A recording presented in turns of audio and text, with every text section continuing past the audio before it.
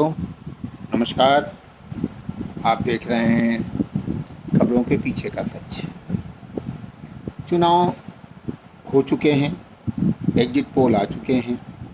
2 दिन बाद चुनाव परिणाम भी आ जाएंगे और इस चुनाव में ये निश्चित है कि मोदी जी तीसरी बार बहुत भारी समर्थन के साथ अपनी सरकार बनाने जा रहे हैं।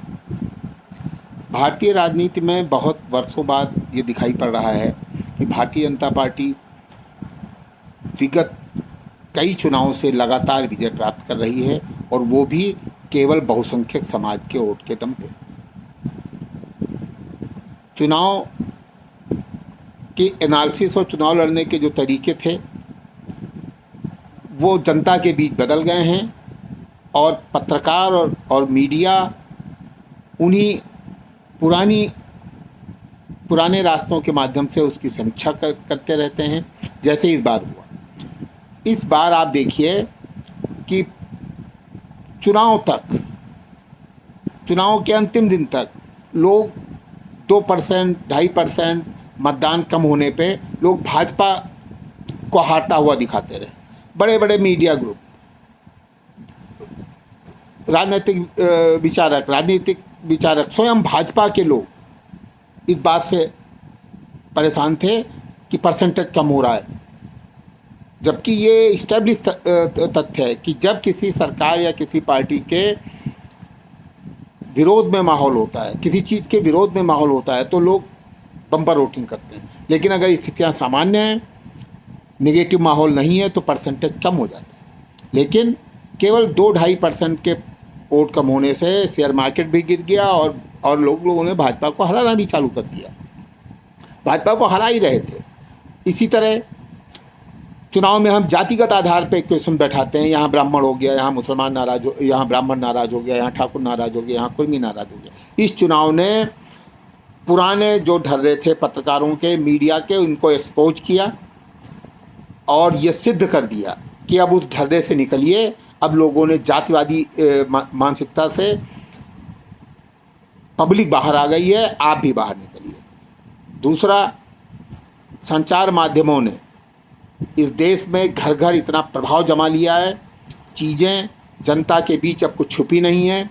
आप किस मानसिकता के तहत क्या बोल रहे हैं, उससे जनता भी अपना मतलब निकाल लेती है, उसको उतना चीज़ वो ले लेती है, जिससे वो समझ जाती है कि आप किस विचारधारा के, किस पार्टी के या किस तरह के व्यक्ति हैं। आप जो बोल रहे हैं उसके पीछे आपका एजेंडा क्या है, ये जनता समझ गई है।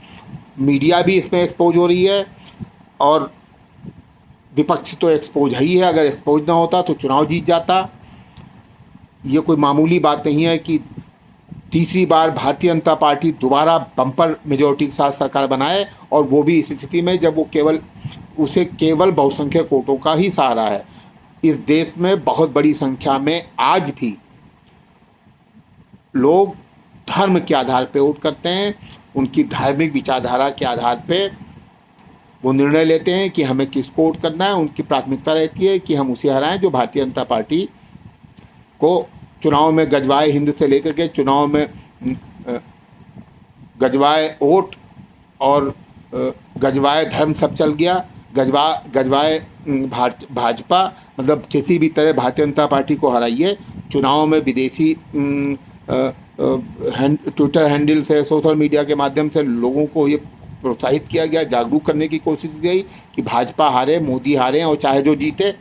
ये सब भारतीय जनता ने नकार दिया। भारतीय जनता पार्टी ने सिद्ध कर दिया कि उसका लोकतंत्र में पूरा विश्वास है और वो जनता बहुत ही बुद्धिमान और बहुत ही समझदार है।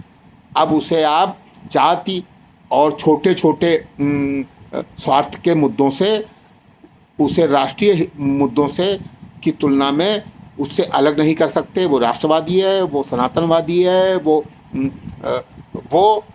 हर उस चीज़ के साथ है जो इस देश के लिए हितकर और लाभकारी है। मोदी जी को ये बात समझनी चाहिए कि ये देश उनके साथ खड़ा है और वो अपनी नीतियों को और उन नीतियों से जिससे इस देश को बचाया जा सकता है उसको सख्ती के साथ लागू करें। ये ना सोचें कि सब लोग आपके साथ आएंगे, जिनको आना है वो आएंगे, जिनको नहीं आना है वो नहीं आएंगे।